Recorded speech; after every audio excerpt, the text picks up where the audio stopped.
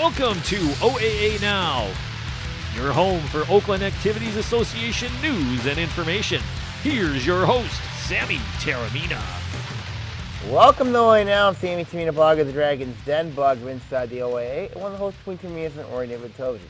I'd like to welcome our friends watching on Oxford Community Television and also watching on YouTube. So a month we've been pretty busy, so we've been having so it's going to be an interesting show today we're going to talk to you about. We got a lot that happened around the month. This month, of course, we're right around the corner for football season. Of course, it's right around the corner. So, stay tuned to my football previews coming up in the next, in the span of the next 3 weeks coming up. And got a lot of news to talk about we got a lot of news to talk about surrounding the entire league, of course. Big news from boys basketball. We also got some big news from girls basketball. And, of course, that time of year comes again, of course, Football Uni Watch. So that'll be for our third segment in today's podcast. So let's go to our main story, of course. We're going to go into in the boys basketball first. A lot of big news that occurred on July the 1st. Of course, there was a big news story surrounding the Clarkson Wolves, and of course their top center Taylor Curie. He was reclassified from being a junior. He will now be a senior for Clarkson's upcoming season. Of course, he is committed to Michigan next year, heading to Michigan on a basketball scholarship, and it's a very interesting one because when you look at what Curie did, he took some advanced courses when he was a freshman at Worthington Christian, Ohio. And, it's a very interesting story, of course. MLive's Brendan Quinn wrote in his article that he did take extra classes as a freshman. And when he arrived to Clarkston, Curry was already well advanced on his credits for his class. So he was the highest rated person in the junior class, and now he got reclassified up to being a senior. And in that situation now, Curry is now going to be a senior and not a junior. So that's a very interesting storyline in its own right, because when you look at what happened, Clarkson now becomes instead of a senior-heavy team, they're now a really senior-heavy team. And you look at this is very highly unusual for a student athlete to be reclassified, especially in the state of Michigan, where I have never seen. It's rare that a student athlete is reclassified as a senior. So from a junior to being a senior. So when you look at Clarkston, we're going to look at it from both sides of it. And you look at what Curie is going to be. He's still got a lot to develop with this game. He was very huge in that state championship game for Clarkson against Grand Rapids Christian. He did very, very well in that game as well. So this is perhaps an earlier things to come for Michigan. For Michigan, it does open up an extra scholarship material. A scholarship offer for the 2019 class, of course, with Curie being reclassified. And the fact is he's turning 17 in August. So if for senior, he'd be turning 18 next August. So when you look at, maybe it was possibly the right time for Curie to reclassify, and I think this was more of a Curry and Michigan decision when you look at what happened with this one. It is as mentioned, it's very unusual, for this to occur, and the loss of Curry could impact this team. Like in the 2018-2019 season. So when you look at the impact that Curry's going to have for Clarkson, you look at what happened with that team. Clarkson's going to still be a very solid team this year. When you look at, of course, you have Foster Lawyer back, you have C.J. Robinson back, you have Chase Wasilic, Tristan Meissen. You got all these players who are going to be just really, really talented, but they're going to be senior heavy. When you look at when you look at Clarkson. And basically, this is a basketball team that's going to be a really dangerous team this year. It wouldn't surprise me if this team repeats.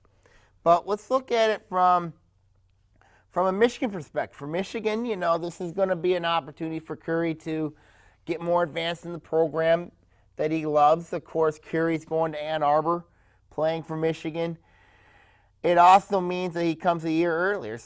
And it's also possible that he could redshirt for Michigan. So for John Beilein, this is an opportunity for him to say, okay, you're going to come to Michigan. You can redshirt. You can develop your game. You can improve your game. You can be, for a chance to play. I don't know if you'll play right away, but, it's an opportunity for you. If you want a redshirt, you can redshirt.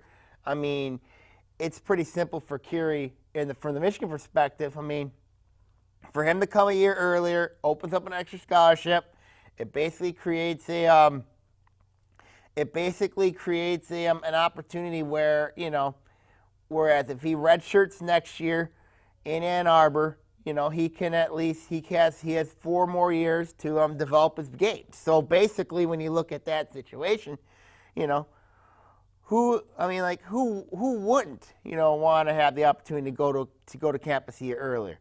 I mean, for Curry, this is an opportunity to get a head start in the college level because, you look at Taylor Curry, of course, going in the college level, of course, he's going to have to play against Foster Loyer eventually because Loyer's heading to Michigan State next year. So basically, when you look at that situation, how that's unfolded, I think at the end of the day, this was a interesting call for Curry to be reclassified, to go to Michigan, and you got an opportunity for the Wolves here. You got an opportunity for Michigan to get him a year early for Curry, an opportunity to get a fresh start in the college level. You're playing Big Ten basketball. So, so that's going to be very interesting there. And then let's look at it from Clarkson's standpoint because there's besides the Curry standpoint and the Michigan standpoint, let's look at it from a Clarkson standpoint because when you look at this, the loss of Curry could impact Clarkson because, they do lose Foster. I mean, they lose Loyer, Robinson, Myson, Wells, Wasilic. But, and then now the question's going to be is, how is Clarkson going to overcome this loss? And, I had a nice chat about this, and it was a very interesting rumor. You know what I mean? Because Clarkson's going to have some very good players in the future. When you look at Mac Nicholson, who's 6'9", and then of course you have they have a freshman coming up who's going to be very, very good as well. But in Dillinger, but when you look at Clarkson, and then of course you have Loyer's brother and Wasilik's brother. They're both very good. So you look at that Clarkson 2022 class. This is going to be a program that I think is going to be a very, very good team, maybe for the next in the next 4 or 5 years. So, so it's very interesting when you look at Clarkson. The future's bright, but they're going to have to go. They're going to have to go down a little bit. They're going to be down a little bit probably the next year once those guys are gone. Then I think they're going to have an opportunity to possibly get back into the fold, being a state contender. So when you look at it from this perspective, I mean, you have Loyer's brothers coming up. One of them's going to be a freshman this year. The other one's heading in as an 8th grader. So when you look at Clarkson, the future's bright, but when you look at this year's team, they're going to be very good. There's no doubt about that. But when you look at next year's team, you look at and then you look at the team possibly in 2020, 2021, that could be an opportunity where say like, hey, wait a minute here. Clarkson's going to be that 2022 class is going to be very young, but when you look at that team from this perspective, it could be a very interesting year. Because, for Clarkson, because it's going to be a really, really tough year, a really tough challenge for him to get, especially when you look at the 2020 class, the 2021 class, and the 2022 class. So, Clarkson could be very good for a long time. And, so that's a very interesting interesting dynamic. But I wrote in my but I wrote down to this guy, Piston Fan 25. He's a very good guy, by the way. And I said, when you look at the addition of transfers, and there have been rumblings, going around, but is it possible that Clarkson could add another transfer? I really don't think so, because when you look at it, Clarkson really doesn't need any more transfers. When you look at what Dan Fife has done with that program, he's developed that team into being a really successful program. He's even got a youth camp he's even got a youth camp that's pretty good. I mean, like, you look at a lot of those kids who are in the Clarkson system, they're ready to go. They work hard for an opportunity. They're at the Fife camp. They work hard. They basically follow the Clarkson system, and that's something that I believe every single program should be, is to have like a coach, to be in a system maybe for 4 years, and to get ready to go for the season. So, and it comes up to my transfer debate is if you're a transfer coming in, you're basically saying, and if you're a JV player who's working really hard, as a sophomore, now you're going to be a junior, and you see a transfer coming in there, how are you going to feel? I mean, you're going to feel real good, that's for sure. So, so that's very interesting dynamic right there, but, to open that up. But with Clarkson coming up this year, with Clarkson, this is going to be a basketball team that's going to be really, really good. And you look at this Wolves team, this is a dynamic team in the making, and this could be a team that could possibly repeat this year's state champions. And that's saying a lot because of all that senior experience. And, of course, the question is going to be is how is playing time going to be developed? Of course, you have a lot of seniors. You have Lawyer, Robinson, Meissen, Wells, Wasilic. They're all seniors. They're going to be seniors. And you look at, and Ayat Curry is going to be a senior. You look at that team, you got 7 seniors, on that team. So for Clarkston, this is going to be a really interesting dynamic for him. And, it could be very interesting what happens next year. And then, of course, you have Matt Nicholson in the wings waiting. So do you pull up some juniors and play them right now, or do you have a guy like Matt Nicholson who is who's going to be a sophomore and basically say, keep him out in JV, give him more time. So, so that's a very interesting dilemma, I think, for the Clarkson boys basketball program when you look at his development. And, of course, you look at all that senior experience to say, like, hey, let's give it one more chance at an opportunity to win this whole thing again. Let's repeat. We've been at that upper echelon. We won a state championship. But we want to get back there again. That's their motivation for Clarkson. That is any team's motivation. Is you look at, from that perspective on, is can that be Clarkston's opportunity? So that's $1 million question right there when you look at the Wolves and the Adam team. My final thoughts on that, on the Wolves, is going to be, it's very interesting to see what happens with Clarkson.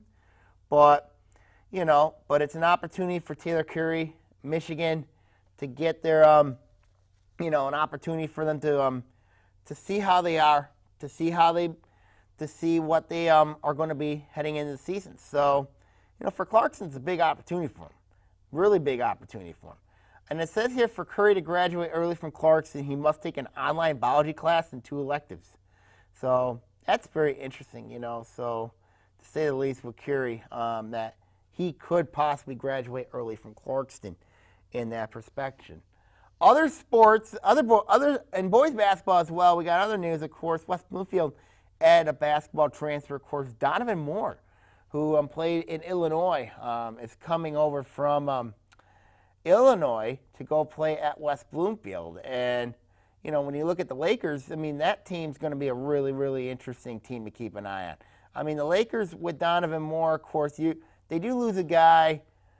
They do lose they lost a very good player in Kevin McAdoo. And you look at a guy like Trey Harvey there. You got Trey Harvey's expected to be a really, really good player for West Bloomfield this year, and you look at that Laker team, this is a basketball team that's going to be a really, really dangerous team this season. Could they threaten Clarkston? Maybe, maybe not. But but they could. But let's not forget, this was a team with the Final Four last year, and this was a basketball team that they could do some damage. They could do some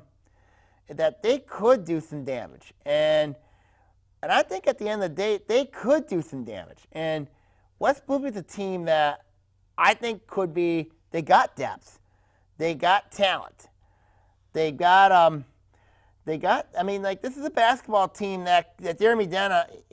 I've seen them scrimmage. I've seen them play. I mean, this is a basketball team that could really well.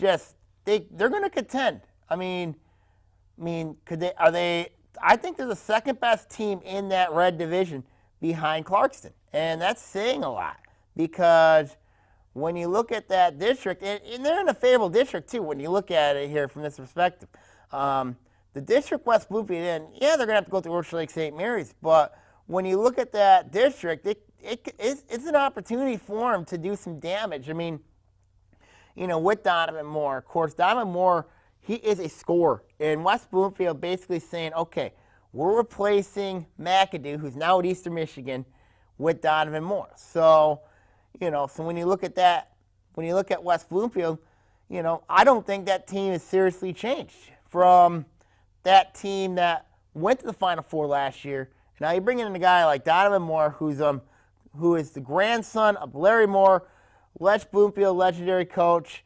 I mean, they could very well be a team that threatens Orchard Lake St. Mary's. And that's a possibility that they could do that. And, when you look at West Bloomfield, it's a good move for him, for Donovan Moore. I think, to bring him in, he knows the system very well for West Bloomfield. He knows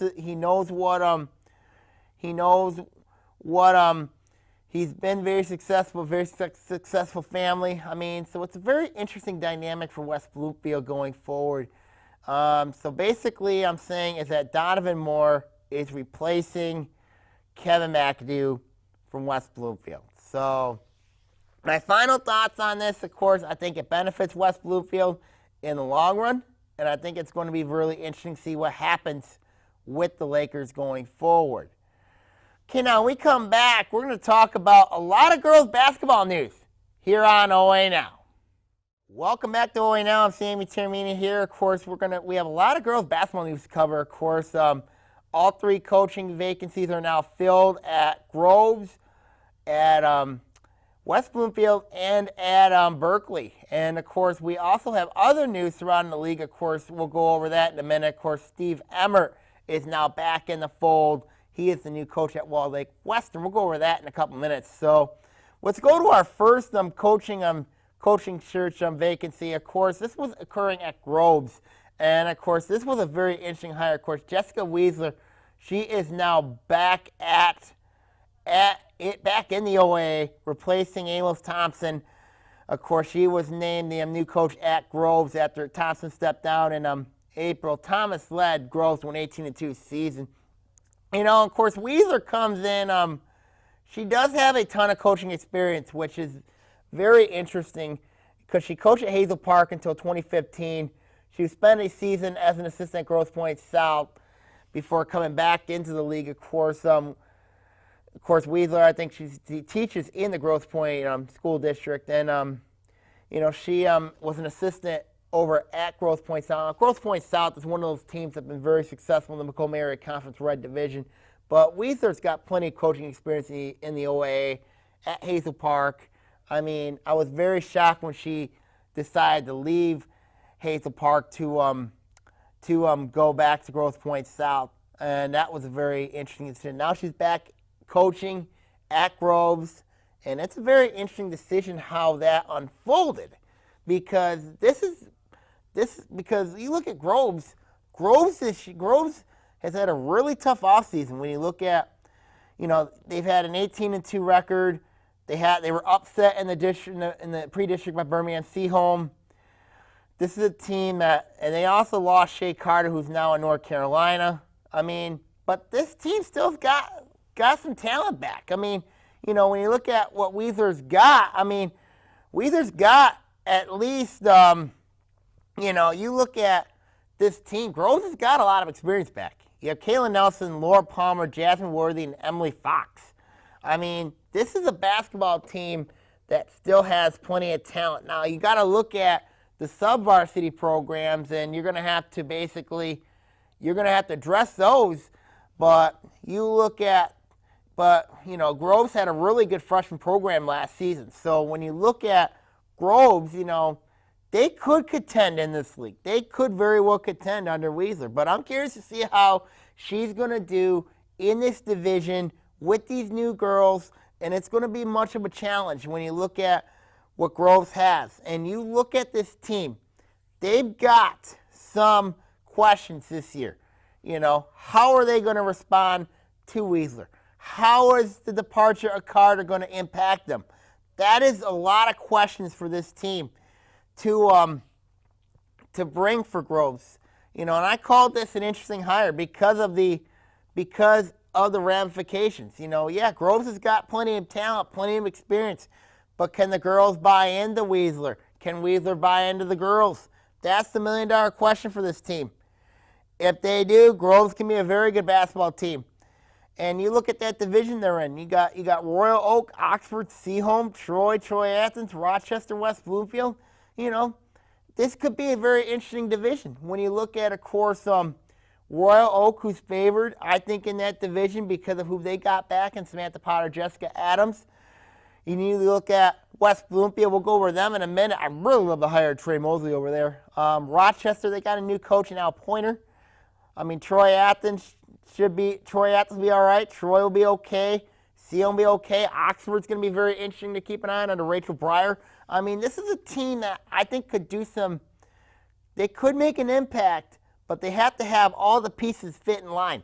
If they do, I think Groves is a very interesting basketball team to keep an eye on. But it's going to be interesting because, when you look at Groves, this was a program that won 18 games last year. So if I'm Weaseler, how am I going to keep that team going? Do I keep the stuff that Amos Thompson runs? Do I change it up a little bit? I think there's going to be a lot of changes over there at Groves when you look at how Weaseler's going to run her system, how Groves is going to run their system. So, and let's not forget, when they get in the postseason, they're in a very difficult district. There's no doubt about that. Groves is going to be, they're in a district with Farmington Hills Mercy and Southfield Arts and Tech in there. And that's not easy. That is not easy. And you mentioned North Farmington in there. So, those three teams, that's going to be a tough challenge. And then you add Harrison. If Harrison can get their act together, they got Olivia Perkins, but they can develop a team surrounding her, Harrison could do something. And then Farmington, this is a team that really, has been like up and down, but, so that's a very interesting dynamic, for Groves is, they're in a very brutal district and they have an interesting league, so I think for this hire of Weaseler, I think makes a lot of sense for Groves. I think it's an interesting hire, but if the girls can buy into Weaseler, I think Groves can be very, very good. If they don't, it could be a very interesting season. So, but then of course, then you have the whole Shea Carter thing. You know what I mean? How will the loss of Carter impact Groves? It's going to have to. There's a lot of players going to have to step up for Groves this upcoming winter. So that's a very interesting dynamic when it comes to Jessica Weaseler. Of course, she is the new girls basketball coach at Groves. Let's go to West Bloomfield. Of course, West Bloomfield named Bert Mosley the new girls basketball coach, succeeding Zach Hilbers. Of course, Mosley was the junior varsity coach at West Bloomfield, and he's been very successful, not only in developing kids, but winning games. Mosley, of course, he knows how to win. He knows how to win. And this is why I love this hire. Because, he is very energetic, passionate, and a proven winner. That's what I like about Mosley, is he has all those things. and he will get the best out of those girls, and the girls will compete. That is no doubt, I think, why I like this hire, because Mosley, he's very passionate. He knows how to win.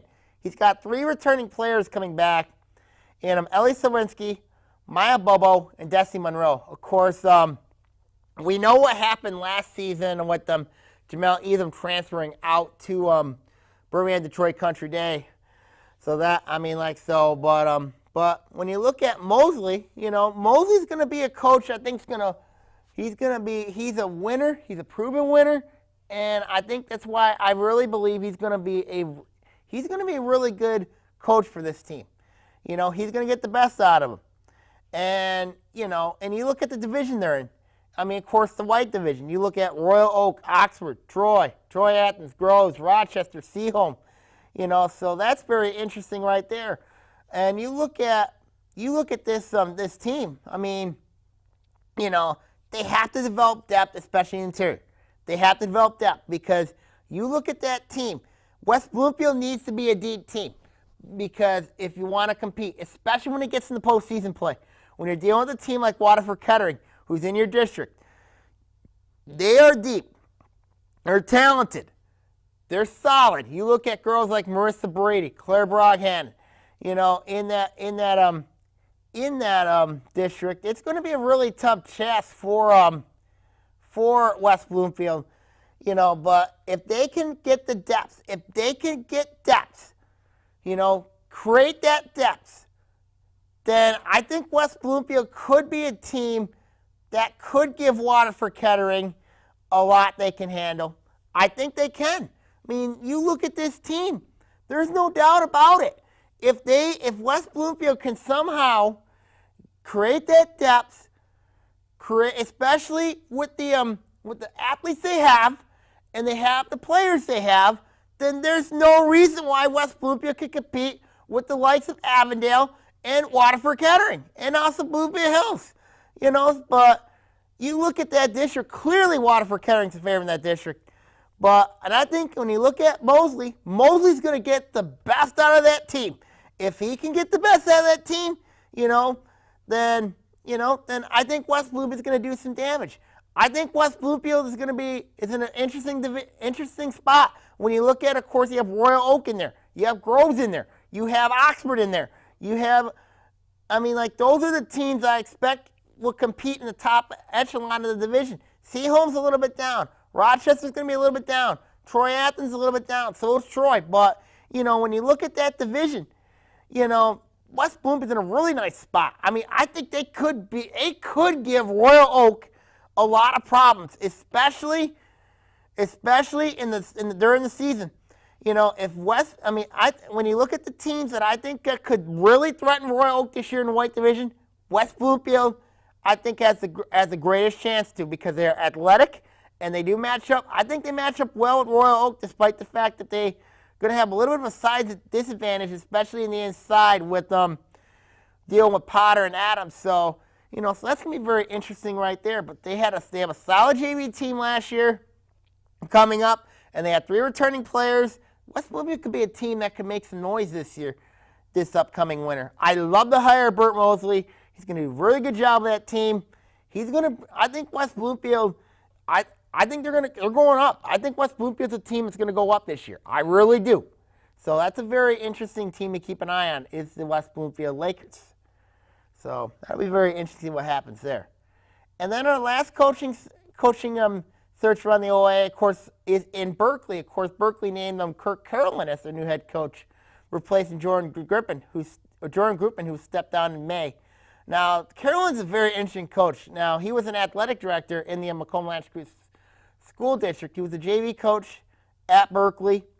And, so this is he was a coach there for 1 season. So this is a very interesting hire. Because when you look at Carolyn, I think Berkeley should be one of the favorites this year in the blue. But you got Avondale in that division, you got Harrison in there. Hazel Park could threaten as well. You look at that division. You look at the blue this year. You got Berkeley, Avondale, Harrison, Hazel Park. Those are, I think, the top teams in the division. when you look at Berkeley's got a really good chance because they got 3 players coming back who are very solid in Olivia DeCaro, Savannah Cassia, and Michelle Denham. Those are 3 players on that team with 17-5. I'm curious to see how they would match up against teams like Avondale and Harrison, how Berkeley will match up with those teams, because when you look at Berkeley, when you look at the Berkeley Bears, they haven't seen Avondale. Avondale's going to be a very good basketball team this year. They're going to be very, very good this year. And I think Harrison's a wild card team here. Of course, when you look at Avondale, Avondale, of course, they do have a very good coach in Phil Dawson. So that's going to be a very tough task, I think, for Avondale going forward is how does Avondale match up with how does Berkeley match up with Avondale? How will they match up against a team like Harrison? Now, if Harrison has the numbers to go along with Olivia Perkins is a very good player. There's no doubt about that. But you look at, they've got to surround themselves with a solid core besides Perkins. If they have Perkins and nobody else, that could be an issue for Harrison. But and of course, Hazel Park last year won 14 games. I mean, this is a basketball team that's getting better each day. I mean, they could be a team that could threaten Berkeley. So when you look at the hire of Carolyn, it's a very interesting hire because they went within their program to get their head coach. He's been very successful. You know what I mean? And Carolyn's been he's been there for the girls. I mean, like Berkeley's gonna be. I think Berkeley's an interesting contender when you look at who they got back. So, but one thing Berkeley has to address is their interior, and they lost a lot of talent last year. They do have a star player in DeCaro, but it'll be interesting how Berkeley addresses the depths and all that for them.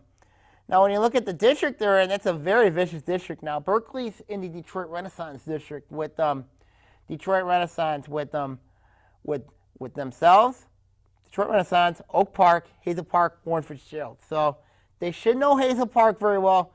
They should know Oak Park very well, because Hazel Park and Oak Park are going to be in the blue division. Warren Fitzgerald, of course, they're a team in the MAC. They're in the MAC Silver.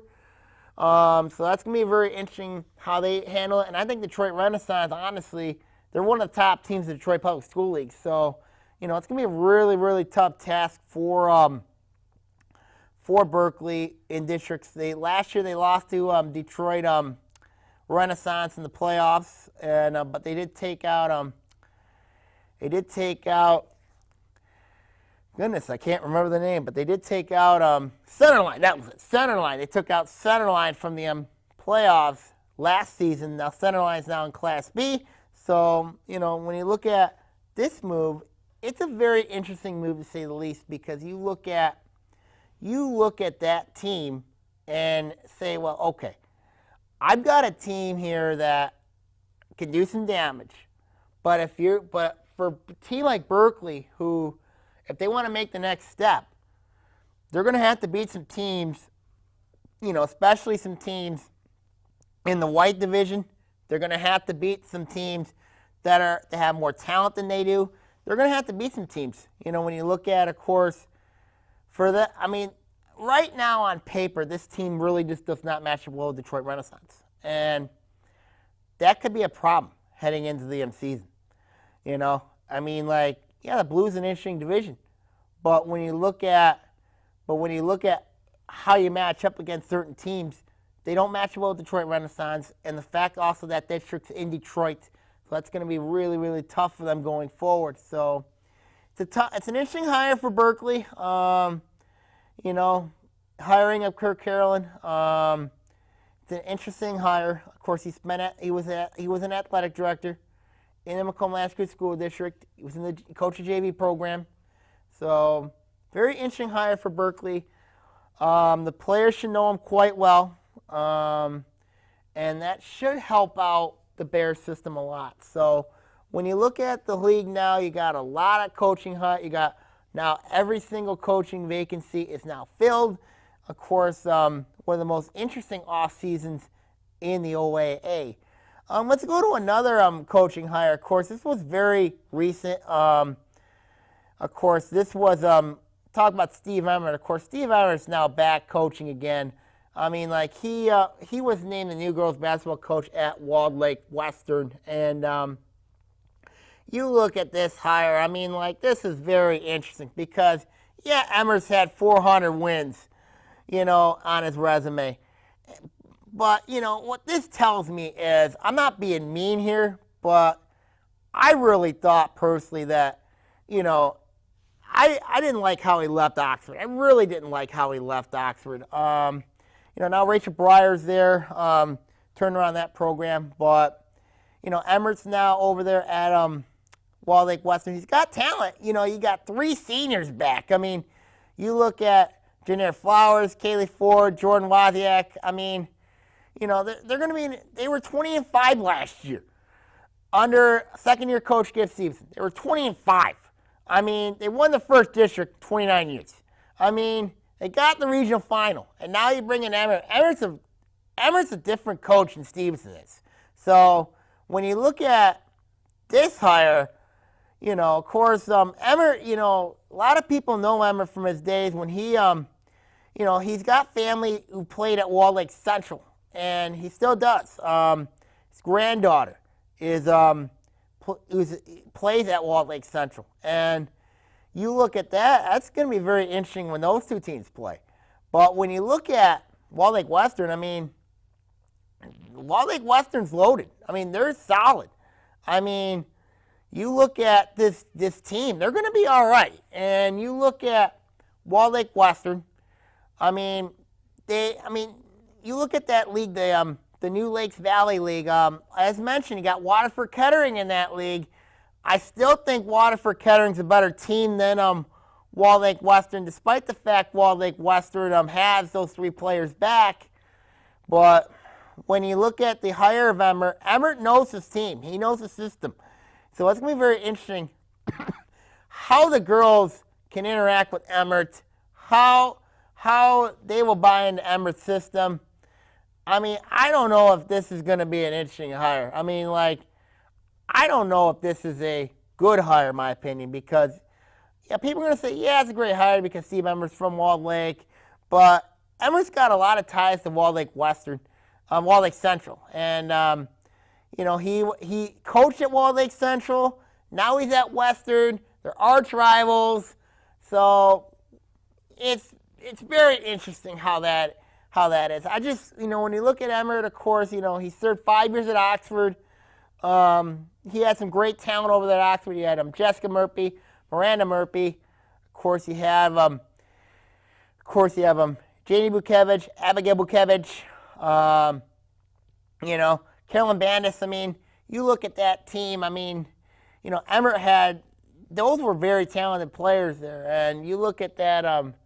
I don't know why Emmert left Oxford, but I didn't like how he left that program. Now Rachel Breyer, his longtime assistant, is coaching over there at Oxford. Oxford should be interesting to keep an eye on this year in girls basketball. So, so when you look at that team, Emmert, of course, now coaching at Walled Lake Western. It's a very interesting hire. I'm curious to see how the Western girls adapt to Emmert compared to what it was like when Emmert went to Oxford, took over for Al Pointer, and of course, Emmert led Oxford some good seasons over there at Oxford. So, so it's a very interesting team to see what happens. Of course, with Oxford, with the hire of Steve Emmert now back in the game, coaching at Walled Lake Western. So that's a very interesting dynamic for the Wildcats. I mean, for the Warriors now, of course, that they have Steve Emmert as their new head coach in Walled Lake. So we'll see what happens going forward with that. Okay, now when we come back, we're going to talk about uniform designs. Of course, the UniWatch is on for the league coming up here on OAA Now. Welcome back to OAA Now. I'm Sammy Termina here. Of course, football season's coming up. I can't believe we're only about a month away heading in the first games of the football season. We got some little bit of breaking news. Royal Oak does have a new girls volleyball coach that was mentioned a couple weeks ago. So this is a very interesting hire. Royal Oak named Emily Burwinkle as their head coach, replacing Bridget Sanborn. This is an interesting hire because Burwinkle has a lot of numerous successes in the AAU circuit, so this is a very interesting hire for Royal Oak. But there are a ton of questions surrounding this program because they're going to be in the blue, and they're in the top district of Troy Athens. So you look at what you have: Troy Athens, Troy, and Sealam in that district. That's going to be very tough for Royal Oak. And Royal Oak's a very young team this season. So when you look at that team, it's going to be interesting how Burwinkle turns that program around. I mean, you look at her AAU expertise is going to help. It's going to help a lot. But when you look at the talent they have back, Royal Oak, they do got some talent coming. They do got some talent back. But when you look at Royal Oak, do I think they match up well with teams like Seaholm, Troy, Athens, and Royal Oak? I don't know. I don't think so. But when you look at, especially when you have Troy has got a very good player, Jessica Robinson, back. Seaholm's got an established program. They've always been well talented, well coached. Harry Lippett's done a really nice job of that team. Troy Athens, they're going to be very young this year, but they've had a ton of success for Coach Christine Stainchuk. So Royal Oak's they're basically playing that district with house money. But when you look at the division they're in, I think Royal Oak they could contend, but they're not the favorite. I mean, you look at Farmington. Farmington's got a ton back. They played in the white last year. Ferndale's a solid program. Southwood Arts and Tech, they should be solid. They're a dark horse team. You look at Oak Park, Pontiac, they're going to struggle. And of course, mention Hazel Park, they're improving as well. So when you look at it here, it's not an easy division, to say the least, for Royal Oak this upcoming season because of Farmington, who they got back, Southwood Arts and Tech, Ferndale, Hazel Park. They're going to have some strong saves this year in that blue division. So, so when you look at that, it's going to be very interesting, to say the least, what happens there. Let's go to the Muni Watch. Of course, as mentioned, football season's coming up, of course, and you look at, of course, I always write an interesting article in my blog about football uniforms. And, when I look at the 2017 models from last season, I really there were some looks I really liked. I really love the Farmington look, especially because they look like Penn State. Harrison, they've always had that classic look with the yellow stripes. But a look that I really loved was Stony Creek's. I didn't like the helmet design they had, but when you look at, when you have the jersey there, they have like their name on there. The players put the last name in the back. I really like that. I really like that design. I really like it. The only thing I did not like with Stony Creek was, despite the fact that they have two different companies wearing with their jerseys, of course, they had the Russell uniforms and then the Under Armour pants. I did not like that look at all. Whereas you see Farmington, they have Russells, Harrison with the Nike, but Stony Creek, the only thing I wish they'd get rid of is they settle in with one company, and I think they're going to do that. I think it wouldn't surprise me this upcoming media day, so they would do that. But the look, I like the look. I didn't like the helmet of Stony Creek though, because the Cougar helmet, and then they had the number on the other side. I did not like that at all because I can understand putting the number on one side, but I kind of wish you put the number on the other side. You put the Cougar logos on the other. On both sides of the helmet. I think it would have made a lot more better look. But anyway, those are three looks I really liked. I like Farmington's look. I like Harrison's look. I like Stony Creek's look. Worst look I didn't like is Berkeley's, and especially when they went all white. I mean, Berkeley's white uniforms reminded me of Rutgers. It reminded me back when they went with the chrome look. Of course, a lot of people remember Rutgers. Of course, Rutgers had that chrome gray. It was so hard to read the numbers and all that. I mean, I could just imagine how many people in the white are going to have a lot of trouble reading your numbers. And a lot of fans did not like the uniforms at Rutgers because of it was so hard to read and it wasn't traditional. So Berkeley a couple years ago had a traditional look. When they went to the when they had their blue jersey with the lines, Nike did a really good job of the design. They had white pants. Now they still have that same look with their home jerseys, but the road jerseys, I just do not like the road jerseys. I just cannot stand the road jerseys. I mean, so when you look at the at that uniform, I just think the Berkeley uniforms they need to change. I think on the road, they do have an alternate uniform. I do like their alternate uniform a lot, but I just think they got to change the white. I just don't like the white uniform on them. When I look at uniform grades, Avondale, good look with the purple uniforms.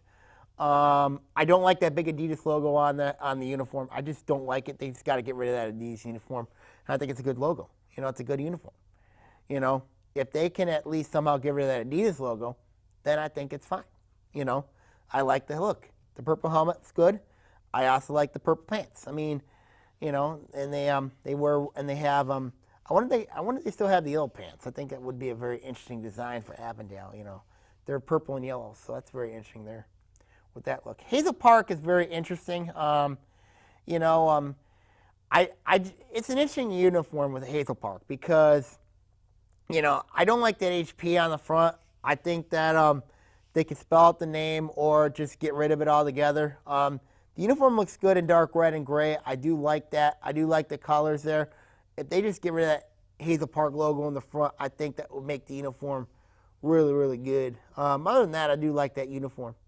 North Farmington, of course, and I hope Cheza changes the home jerseys and maybe change the helmets, especially because when you look at the white helmet just does not do well. I mean, the white pants are fine, but they need to stay on the road.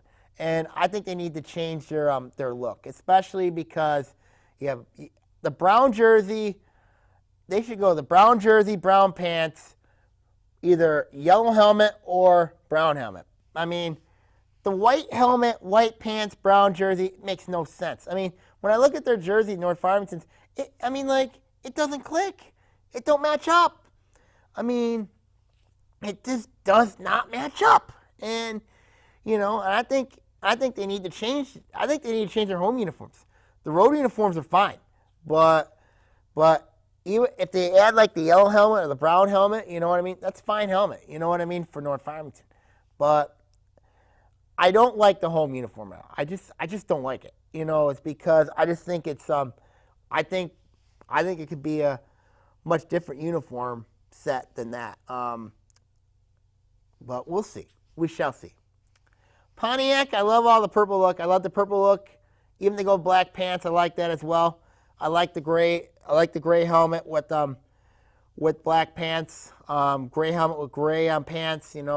Also with the white pants. I do like that look. I like Pontiac's look a lot. I do. Not a bad look. They're not a bad look. Farmington we mentioned. Royal Oak's an interesting one. And when you look at Royal Oak, yeah, they have 3 jerseys. They have black, home black, road white, and alternate blues. I like the blue jersey with the white. I mean, it's all right with me. I also do like the all black look. And the road. I mean, I do suggest for Ray McMahon to put the last names of players in the back of the uniforms. I think that would make a lot more sense to put them back on there.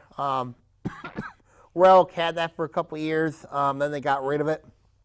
But I wouldn't have a problem they put last names in the back of the jerseys. I mean, I think it would look good on them. I really do. Ferndale, I'm really glad they made some changes last season. They cleaned up the helmet. I like them. I like the jerseys they went, especially when you look at the 3 jerseys went with brown, either brown or yellow, or, with the jersey and pant combo. I really like that. I mean, it was a great design. I really loved Ferndale's design. They got rid of that. Helmet. I mean, they just went to a plain Eagle helmet, and I think that's a good look for them. Good look for Ferndale. I really do like that look. Now let's go to Oak Park. I call Oak Park's the best jerseys. I think the road jerseys are really, really good. I loved it when they had the Russells, the Oak Park Road Whites. I really did when they had with the Russell look. But when they went to Nike, it kind of like subdued the changes a little bit. They have the red on the elbows, which I really like. And then of course they have a black home uniform. Looks really well with the chrome helmet. I do like the chrome helmet, and they have black pants. But I think Oak Park's white jersey is a very, very good jersey. I really do. I mean, it's a good look for them, a good combination. It's a good combination. I really like that look. I do. Harrison mentioned earlier, love the look. I mean, like the green jersey, yellow pants, or with the white jersey, good look. I like that look. Groves, I love their jerseys. And the reason why I call this the most underappreciated jersey in the OA, because when you look at this, green, black, gold, very good look, Even looks good in darkness. It even looks good when it's dark. I mean, it's fierce. I like it. It's fierce. When they were on the road, they go with the white look, the helmet in green, dark green. I mean, even the shoulder, I like the shoulders, you know what I mean? An opposite color. It's good look. I really like what Groves has, especially in their home look. I call this the most underappreciated jersey, probably one of the best color schemes, in the entire league. Nike did a really good job, I think, with Groves' jerseys. They really did. Seaholm, when I look at this one, I really wish they changed the helmet, and I really wish they changed the pants, because, the word Maples on the pants, not good. And, I wish they changed the helmet back to maroon. The white, it's got to go. I mean, I'm not being mean here. It don't add up, especially when you're wearing a white helmet, maroon jersey, white pants. I mean, it don't add up. It really does not. And, it don't add up, so, but I wish it changed the helmet, change the pants. I think it'll be all right, I think to go maroon more at home. You can keep the white pants. You wear it on the road, just don't wear it at home. And also change the helmet to maroon. I think that'll be a good color for Seaholm, in my opinion. That would be a good color for him. Stony Creek we mentioned. Rochester. This is the worst jersey I've seen in a long time. How can you go white helmet, blue pants, blue jersey, black pants? Don't make sense. It don't make sense.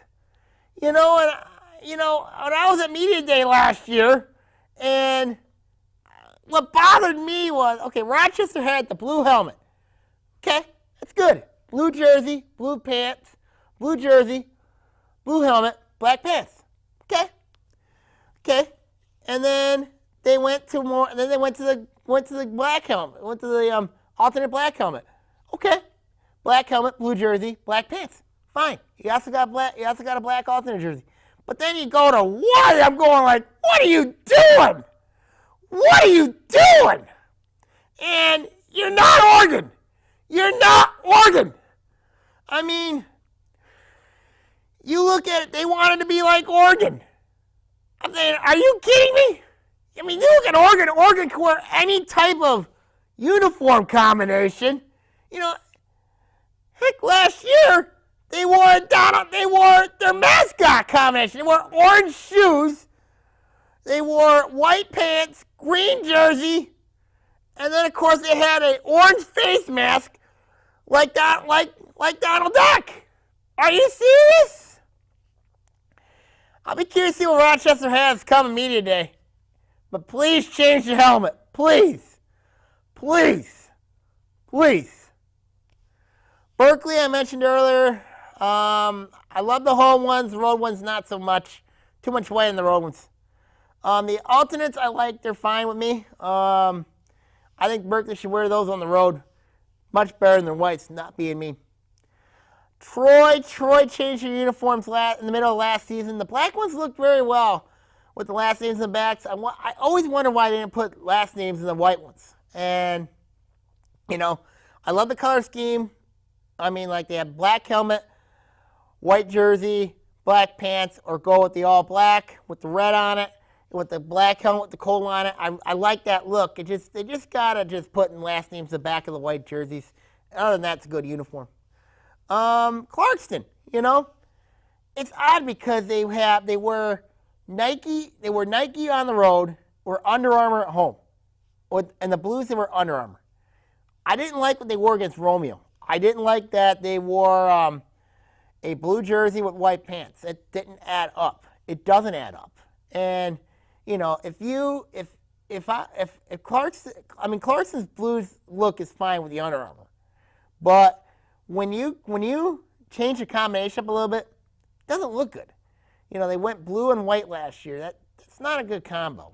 Especially when you have two different companies making your jersey. It's not good. Not good. But we'll see what Clarkson has this upcoming fall. Lake Orion, of course, I really wish with the Dragon look, as I mentioned, I wish they put Lake Orion on the road whites. And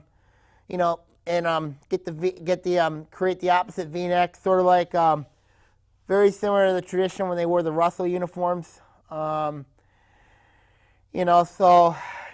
look. The pants look very good. But I think the jersey needs a little bit of work. I think the font needs to be bigger. The Dragon's name, the number, and then of course the road look. I think you got to put Lake Orion on there instead of where Dragons on there.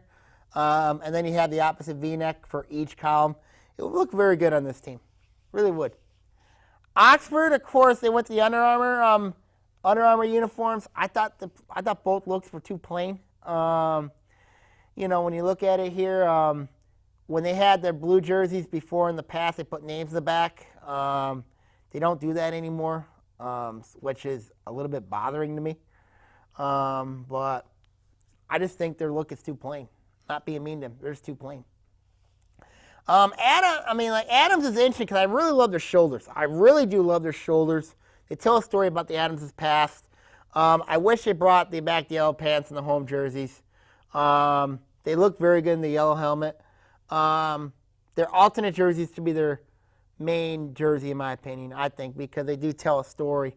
Even though the brown look does look good on them, beside the with the story and the elbows, I just think that on the shoulders, I just think that I just think the alternate jerseys should be their main uniform. So that's very interesting with Adams.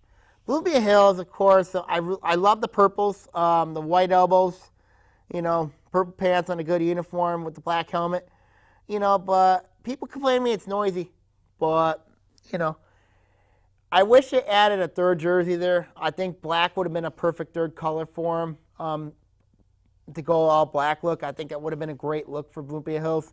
But purple's not a bad look for them, But either than that, I do like that combination. They look good on the road too with the black helmet with the all whites. But I just think that the purple they look good. They look very, very solid. They look very smooth in those jerseys. And last but not least, Troy Athens. Oh no, they got a couple more. Got Troy Athens. Troy Athens, they finally nailed it with the gray jerseys, gray pants, red jerseys. No, don't change it. Please don't change it. Please don't. West Bloomfield, I wish they added them more on their jerseys. I love their military uniforms. The other two uniforms, I think, need a little bit of work, especially in the V-neck. I wish they put last names in the back. And then Southfield Arts and Tech, just like Avondale, they got to get rid of the Adidas uniform. They look good in them, but just get rid of that Adidas uniform. Just get rid of that Adidas logo. If they get rid of that Adidas logo, I think they're going to be okay. I think the jersey will look good, I just don't like that Adidas logo showing up with pride in front of that uniform. So, so we'll see what happens there. My final thoughts are it's going to be interesting to see what happens. See what happens this upcoming season. So we shall see what happens. Okay, now we're going to sign off here. Of course, follow the blog at sammy@blogspot.com. And, of course, stay tuned to the stay tuned to the blog and also the OAA Now. I'm going to sign off here. Good night. Take care. God bless all. See you next week. OAA Now is produced at Orion Neighborhood Television, Lake Orion's community media outlet. To learn more about ONTV, visit our website at www.orionontv.org or call us at 248-393-1060.